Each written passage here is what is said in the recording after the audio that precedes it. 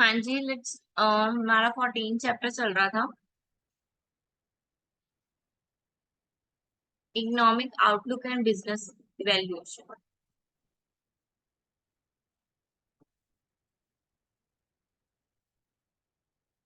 13 कल हमने कंप्लीट किया था, 14 स्टार्ट करना है।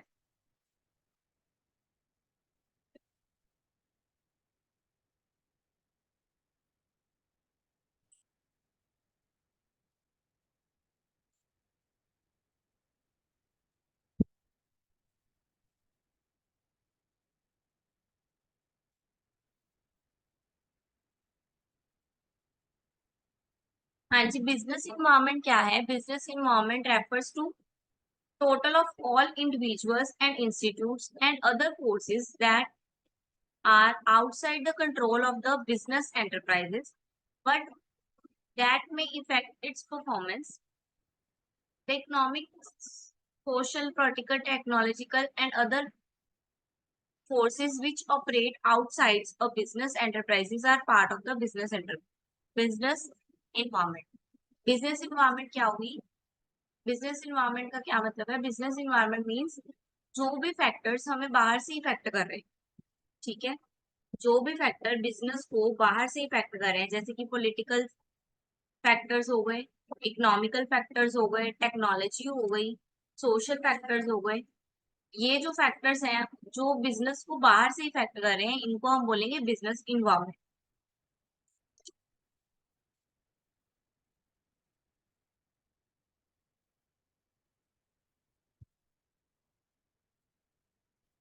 ठीक है, और जो भी इंडिविजुअल्स, कस्टमर्स हैं, कॉम्पिटिटर्स हैं, ठीक है, गवर्नमेंट है, कोर्ट है, ये सब जो इंस्टीट्यूट जो बाहर इंटरप्राइजेस के बाहर से काम कर रहे हैं, इंटरप्राइजेस को बाहर से इफेक्ट कर रहे हैं, तो ये सब किस में आएंगे? बिजनेस इन्वायरमेंट में आएंगे। डिमेंशंस कौन कौन सी हैं, यानी कि बिजनेस इन्वायरमेंट के टाइप कौन कौन से हैं? फर्स्ट आ गया इकोनॉमिकल इन्वायरमेंट। इकोनॉमिकल इन्वायरमेंट यानी कि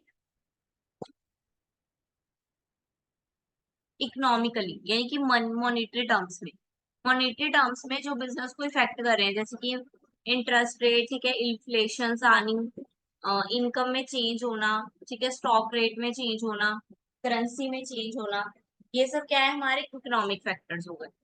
then social factors, social factor यानी कि सोशल ट्रेंड, ठीक है, लोगों की एक्सपेक्टेशन चेंज हो जाना, वैल्यूज, लोगों की बिलीव्स, ठीक है, फ्रीडम ऑफ चॉइस, कस्टम्स, उनके उनके कल्चर, ये सब सोशल आ गया। देन टेक्नोलॉजिकल, टेक्नोलॉजिकल में क्या आएगा? जो भी न्यू न्यू टेक्नोलॉजी आ रही है, 3G 4G 5G, that is technological.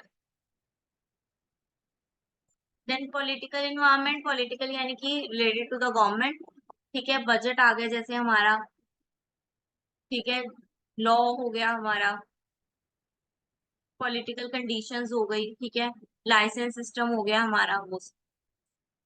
Then legal environment, legal में भी लॉ आ गया, जस्टिस आ गया, ठीक है, जुडिशरी के अंडर आ गया, जैसे कि सिगरेट हो गया, सिगरेट के पैकेट्स, ठीक है, जिसके ऊपर वार्निंग लिखी होती है पूरी, है ना, वो क्या है? लॉ के अकॉर्डिंग लिखी होती है, मैंडेटरी होती है।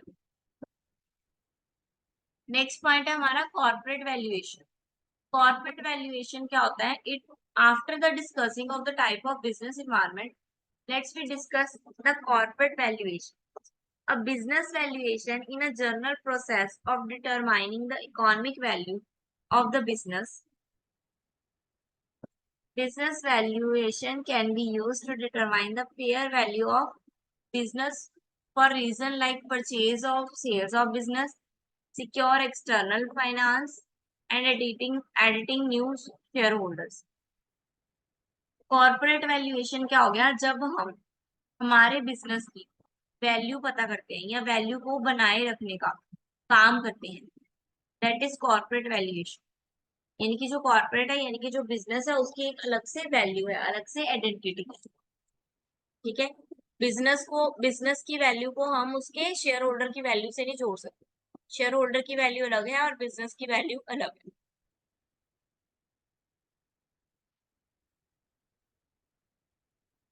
देन इसमें अप्रोचेस कौन कौन सी हैं? Acid based approaches, earning value approaches और मार्केट वैल्यू अप्रोचेस, तीन अप्रोच है इसमें।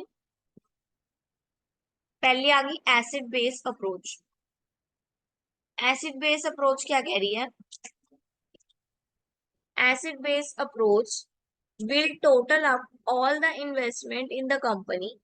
It can be done in one or two ways. A going concern asset based approach lists the business total asset and subtract its total liabilities. A liquidation book asset based approach determines the net cash that would be received if all assets were sold and liability paid off. हाँ जी, acid based approach क्या कह रही है कि हम दो तरह से एसिड का जो मतलब एसिड की वैल्यू है वो पता कर सकते हैं। फर्स्ट वे क्या है? एसिड में से सारी लायबिलिटी माइनस कर देना, यानी कि बैलेंस शीट। ठीक है, तो हमारे पास जो भी बचेगा वो क्या आएगा हमारा, वो एसिड बेस्ड अप्रोच के हिसाब से वैल्यू होगी हमारे कॉर्पोरेशन। ठीक है, जब हम सारे एसिड में से सारी लायबिलिटी माइनस कर देंगे तो हमारी कॉर्पोरेट वैल्यूएशन निकलेगी with the help of acid based method. Second, इसमें क्या कर सकते हैं हम, at the time of liquidation, यानी कि जब बंद होने वाली कंपनी, तब सबसे पहले तो सारा पे ऑफ कर दो, सारी एसिड्स चुका दो, यानी कि एसिड को बेच के जिस जिसको पे करना है उसको पे कर दो। और एंड में पे करने के बाद, सब कुछ पे करने के बाद जो हमारे पास बचा लास्ट, उसको हम क्या बोलेंगे कि हमने एसिड बेस्ड अप्रोच से कॉर्पोरेट की वैल्यू निकाली। क्लियर है?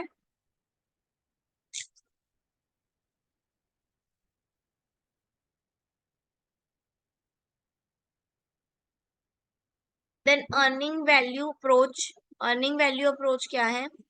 Based on the idea that business value lies in its ability to produce wealth in future, capitalization earning determines an expected level of income for the company using a company records of past earning, normalizing them for usual revenue or expenses, and divides the annual income by the capitalization rate.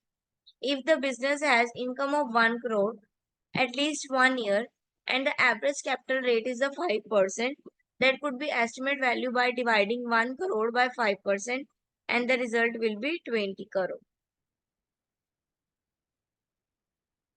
Second आ गया earning value approach. Earning value approach में क्या है, जितना आपने earn किया है, ठीक है, जितना आपने अर्न किया है उसको एक्सपेक्टेड रेट को एक्सपेक्टेड लेवल के साथ डिवाइड कर दो, तो आपका आपका earning value approach earning value आ जाएगी। Then market value approach,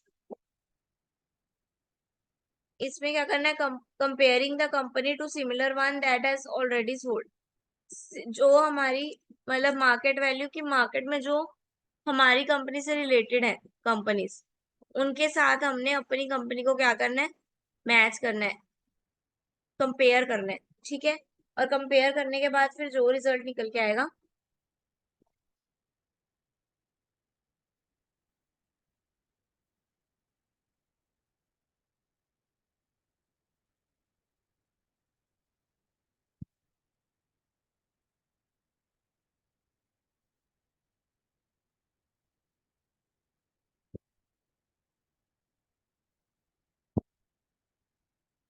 then आ गए फैक्टर इफेक्टिंग वैल्यूएशन, यानी कि वैल्यूएशन निकालने में कौन कौन से फैक्टर इफेक्ट करते हैं। हिस्टोरिकल फाइनेंशियल रिपोर्ट, हाँ जी पढ़ो क्या लिखा है हिस्टोरिकल फाइनेंशियल परफॉर्मेंस में।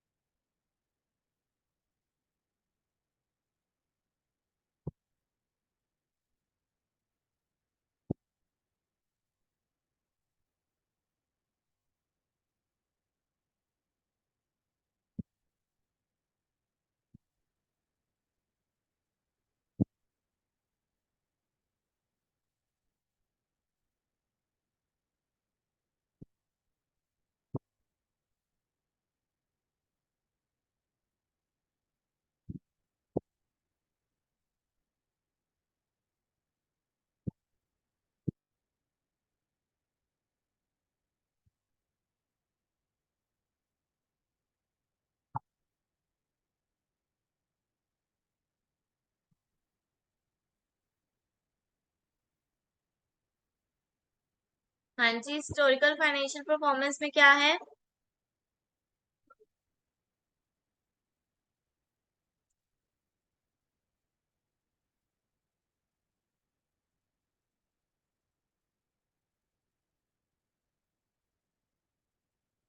इसमें वो फैक्टर्स कंसीडर है जो कि financial performance of the company in the last few years. हम पिछला डाटा देखेंगे और पिछले डाटा के हिसाब से अपनी जो कंपनी की वैल्यूएशन है वो करेंगे। ठीक है।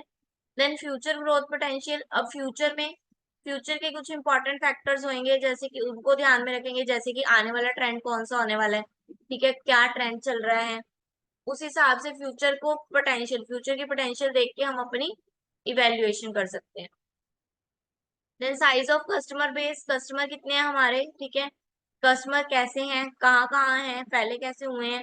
ठीक है, रिस्क कितना है, लार्ज नंबर ऑफ डाइवर्सिफिकेशन तो नहीं है। इन सब चीजों को माइंड में रखना है। ठीक है, जब भी वैल्यूएशन करनी है।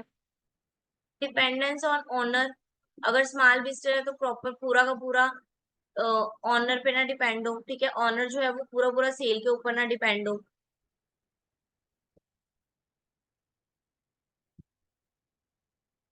कॉम्पिटिटिव एडवांटेज, हमारे पास कुछ कॉम्पिटिटिव एडवांटेज होने चाहिए अकॉर्डिंग टू एरिया हो, चाहे वो लोकेशन हो। ठीक है, जैसे कि कोई किसी की कंपनी, किसी की जो प्लेस होती है वो ट्रैफिक फ्री एरिया में होती है, लोकेशन वो ज्यादा बेटर कर लगती है लोगों को। ठीक है, change in the business environment. Now आगे चेंजेस, क्या क्या चेंजेस आ रहे हैं। Rapidly change in technology, technology सबसे ज्यादा चेंज हो रही है। ठीक है, परचेजिंग पावर ऑफ कस्टमर की बढ़ गई है। ग्रेटर असेस टू कैपिटल, ज्यादा से ज्यादा लोग इन्वेस्ट करने में ध्यान दे रहे हैं।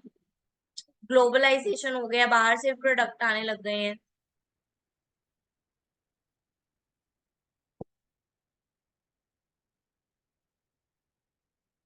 पॉलिटिकल फैक्टर्स,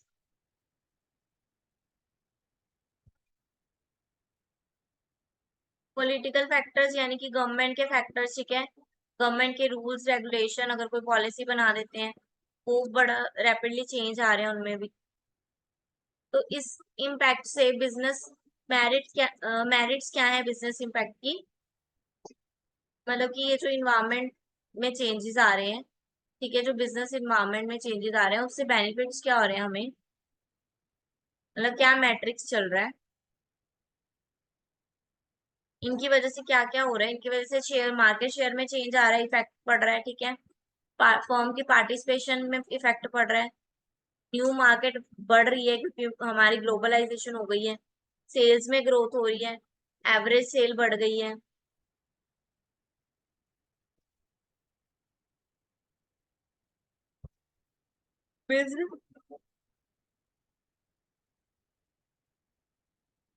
बिजनेस इन्वायरमेंट जो है वो वैल्यूएशन पे कैसे इफेक्ट डाल रही है, यानी कि कंपनी की वैल्यूएशन पे बिजनेस इन्वायरमेंट कैसे इम्पैक्ट डाल रही है।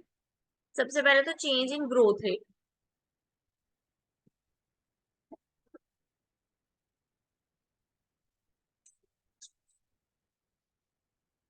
ठीक है, ग्रोथ रेट में चेंज होने की वजह से वैल्यूएशन में चेंज हो रहा है। रिस्क क्लास बढ़ गया है। ठीक है, क्योंकि ग्लोबलाइजेशन हो गया है। Future cash flow, change in cost of capital.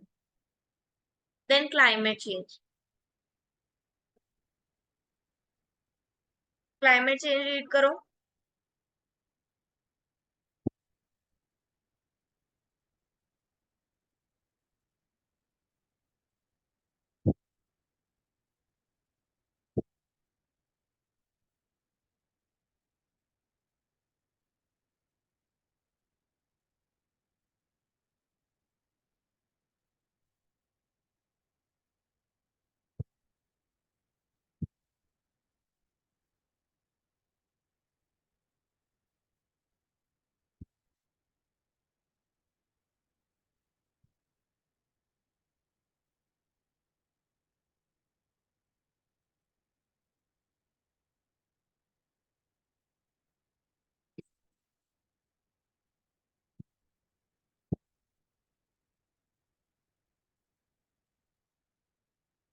हाँ जी, क्लाइमेट चेंज में क्या बोल रहे हैं।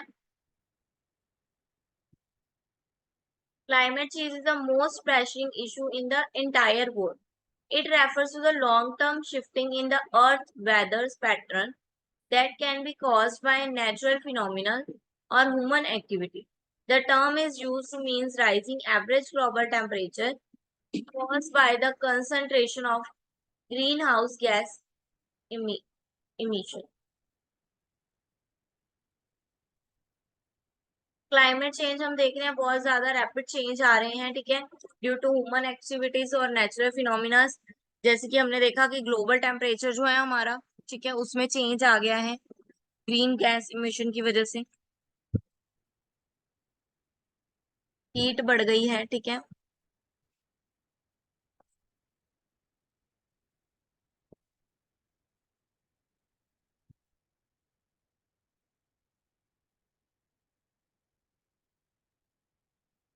इसकी वजह से गवर्नमेंट जो है वो डिसीजंस ले रही है, ठीक है, एक्शंस ले रही है, ठीक है, जिससे बिजनेस पे इफेक्ट पड़ रहे हैं। Then impact on corporate.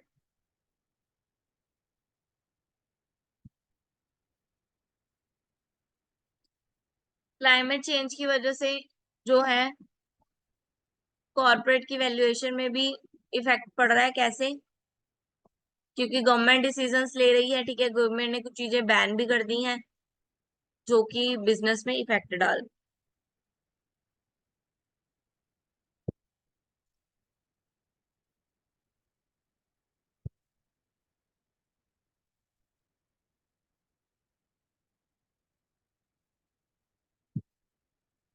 Share holder value, share holder की वैल्यू कैसे डिसाइड होगी? Cash flow from operations, discount rate और debts.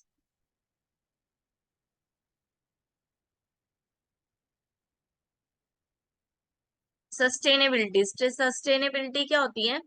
Sustainability is the ability to exit and develop without depleting natural resources from the future. यानी कि हमने अपने business को exist किया और डेवलप की भी किया, लेकिन बिना नेचुरल रिसोर्सेज को डिस्ट्रॉय किए, ठीक है। यानी कि फ्यूचर के लिए रिसोर्सेज को बचा के भी रखा और अपने बिजनेस को डेवलप भी किया। Development that means the need of the present without compromising the ability of future generation to meet their own need, ठीक है। प्रेजेंट की नीड्स को पूरी करना, लेकिन फ्यूचर की नीड्स को कॉम्प्रोमाइज ना करना।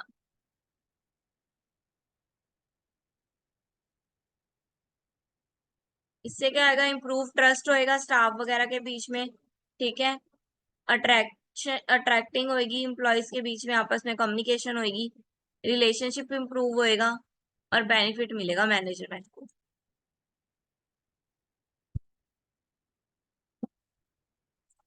पिलर्स ऑफ सस्टेनेबिलिटी, 3 पिलर्स है सस्टेनेबिलिटी के। Economy, society and environment. Economy जो है सोसाइटी के अंदर है, और जो सोसाइटी है वो इन्वायरमेंट, यानी कि इन्वायरमेंट बड़ा कंसेप्ट है और इकोनॉमी और सोसाइटी उसके अंदर आते हैं, और सोसाइटी के अंदर ही इकोनॉमी आती है।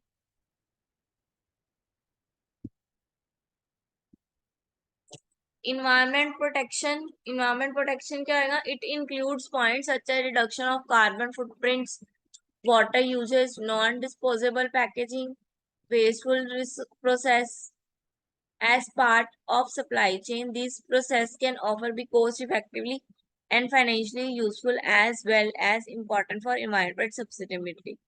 क्या कर रहे हैं प्रोटेक्शन को? इन्वायरमेंट को प्रोटेक्ट करने के लिए हम क्या कर रहे हैं? वाटर की जो वेस्टेज है, ठीक है, जो नॉन डिस्पोजेबल पैकेजिंग है, कार्बन फुटप्रिंट है, इन सबको रिड्यूस करने की कोशिश कर रहे हैं, ठीक है, और इफेक्टिव वे से यूज करने की कोशिश कर रहे हैं ताकि हम सस्टेनेबिलिटी को, इन्वायरमेंट को सेव करके रख सके।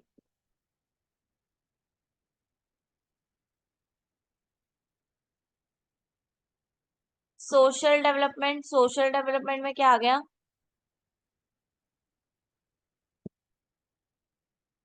The point under this pillar, treatment employees treating employees fairly and ensuring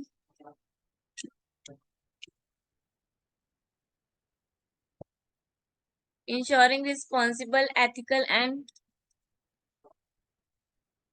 and sustainable treatment of employees, shareholder, and community in which a business operates involves fairly paid adult employees who can operate in safe environment.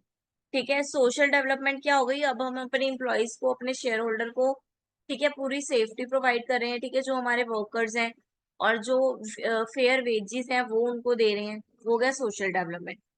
Economy development क्या हुआ, economy development हो गया कि हम revenue to be continue in the future, cost money at any cost.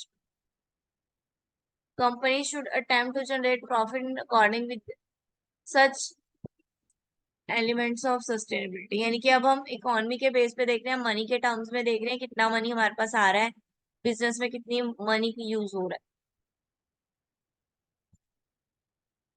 है। Measuring sustainability में क्या लिखेंगे कि there is no universal sustainability exist, any organisation develop specific tools and practices. Major sustainability में बोल रहे हैं कि हर मतलब कोई यूनिवर्सल रूल नहीं है, आप अपने अकॉर्डिंग कोई भी मेथड, कोई भी प्रैक्टिस कर सकते हो।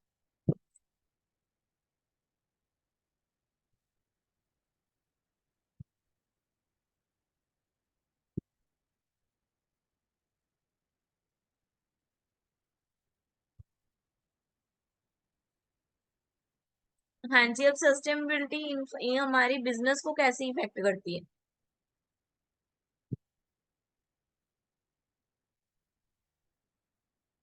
सस्टेनेबिलिटी के पॉजिटिव इम्पैक्ट होते हैं हमारी इंडस्ट्री पे, ठीक है, कस्टमर के लिए, एम्प्लॉयज के लिए, ठीक है, पॉजिटिव इम्पैक्ट है। फर्स्ट आ गया वैल्यू ड्राइव। वैल्यू ड्राइव यानी कि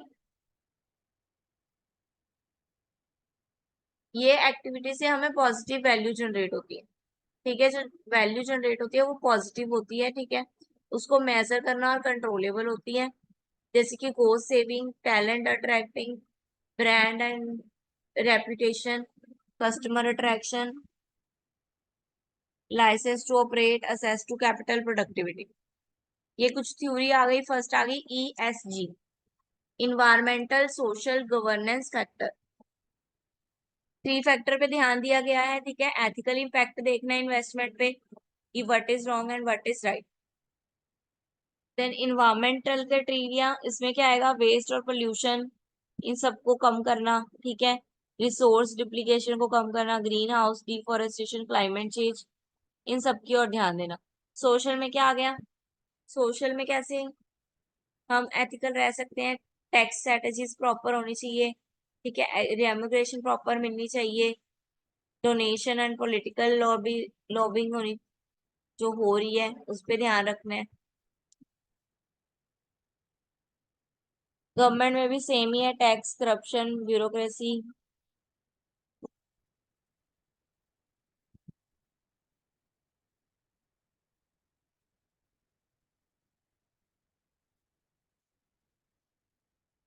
then cash flow in 5 importance way, ये तो इसकी इम्पोर्टेंस बताई हुई है। देन टॉप लाइन ग्रोथ है, टॉप लाइन ग्रोथ में क्या आएगा, new market and expand into existing one. Companies क्या करेगी, या तो टॉप लाइन यानी कि न्यू मार्केट स्टार्ट करेगी या फिर एक्सपैंड करेगी एग्जिस्टिंग वंस में। कोस्ट रिडक्शन, कोस्ट को कम करने की कोशिश करनी है, ठीक है, लोअर एनर्जी कंजप्शन हो गई, reduce water intake, reduce regularly and legal interventions. Regularly legal जो एक्शंस हो रहे हैं, ठीक है, जो लीगल वर्क है वो रेगुलरली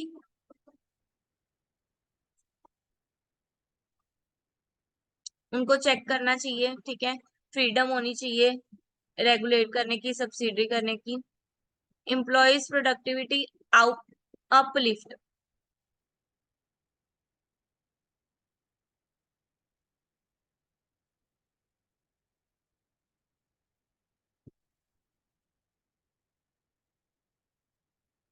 इसमें क्या है, मोटिवेट करना है अपने एम्प्लॉयज को, ठीक है, ताकि वो ज्यादा से ज्यादा प्रोडक्शन करें, जिसकी वजह से अपने आप ही हमारी प्रोडक्टिविटी इंक्रीज हो जाए। Then investment and asset optimisation, इसमें क्या है, अपने शेयर होल्डर्स को क्या करना, अट्रैक्ट करना, ताकि वो आपकी कंपनी में आके ज्यादा से ज्यादा शेयर ले सकें, इन्वेस्टमेंट कर सकें। ये आपका चैप्टर 14 भी कंप्लीट, आपका जो पूरा इसका मतलब ये पूरा जो सब्जेक्ट है वो कंप्लीट हो गया। नाउ कल से हम नया सब्जेक्ट करेंगे, दैट इज ऑपरेशनल रिसर्च। जिनके पास पीडीएफ नहीं है वो पीडीएफ अपनी अपनी डाउनलोड कर लेना, इसकी भी और उसकी भी।